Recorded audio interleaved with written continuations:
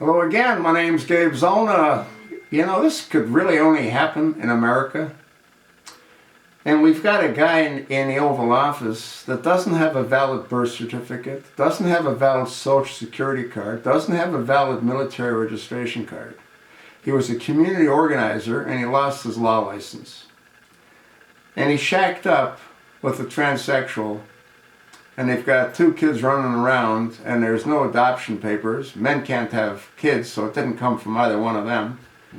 The whole thing's totally and completely insane.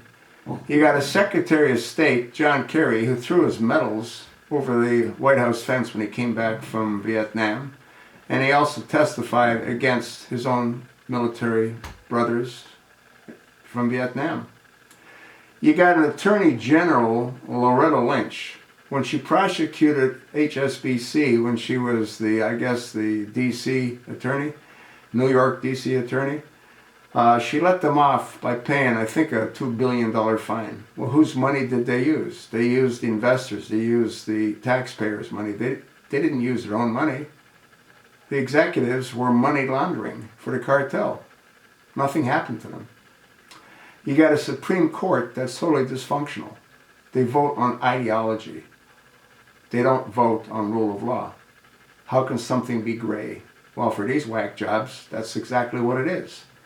And now that we don't have a ninth judge who's normal, which is what we used to have, and he just died unexpectedly. And now, the Supreme Court is even worse out of control than it was before. You've got a senator that should have probably gone to Leavenworth. And he's been a senator for about 26 years. He's the only senator that I'm aware of that received a presidential pardon because he was a traitor. He committed countless acts of treason. You know who that is? That's Senator John McCain. You got a senator out of Nevada, Harry Reid, and what he did was he took a tax credit, a military housing tax credit that the House of Representatives gave to the Senate. Harry Reid removed all the documentation and he put in Obamacare. How come the Speaker of the House, John Boehner, didn't go, hey, Harry, we didn't give you that? You got Valerie Jarrett, who's a Muslim. You got Susan Rice, who I think is probably a Muslim. You got Jay Johnson, who heads up DHS. I think he's a Muslim. You got John Brennan, who heads up the CIA. I think he's a Muslim convert. Are you sort of getting the picture?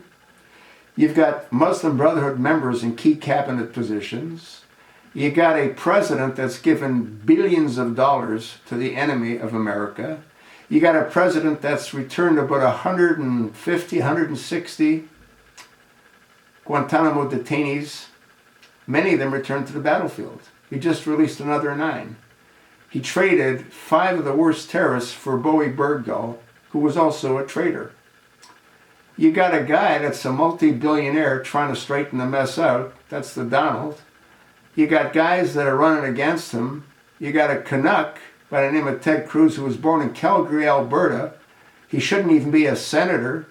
He was a Canadian until 2014. He became a senator in 2012. Nobody cares. You got a little Marco Rubio waiting in the wings to swap the delegates that he has for a VP position. Neither one of his parents were American citizens until Marco was 5 years old. He doesn't qualify. No one's even mentioned Marco Rubio. No one's mentioned him. You got John Kasich, who's got 151 delegates, who took Ohio, the only state that he took. So let's say that they come to a convention, and let's say that Kasich wins the convention and becomes a nominee. The only state that wanted him is Ohio. How insane is this? How insane is this? I don't think it's going to matter much because I think Donald is going to get the 1,237 delegates, and I think he's going to become the nominee. And then I think Hillary Rodham Clinton, who should be in federal prison. I mean, the whole thing's insane. You've got a front runner for the Democratic Party that's probably going to get indicted, and if she's not, it's because we've got a dysfunctional FBI and we've got a dysfunctional Department of Justice. But let's assume she doesn't get indicted, which she should. if she ends up becoming the nominee, and if she does get indicted, who have you got? You got that whack job, Bernie Sanders. He's a socialist. Are you sort of getting the picture? It's a complete mess. You got 9/11 coming back again into the spotlight. You got Sandy Hook coming back into the spotlight because some whacked-out judge said that the parents of those that never got killed in Sandy Hook, that never happened, can sue Remington. Folks, they're now talking about the people that lost their loved ones being able to possibly sue Saudi Arabia. They should sue our government. Saudi Arabia, I believe, was a patsy.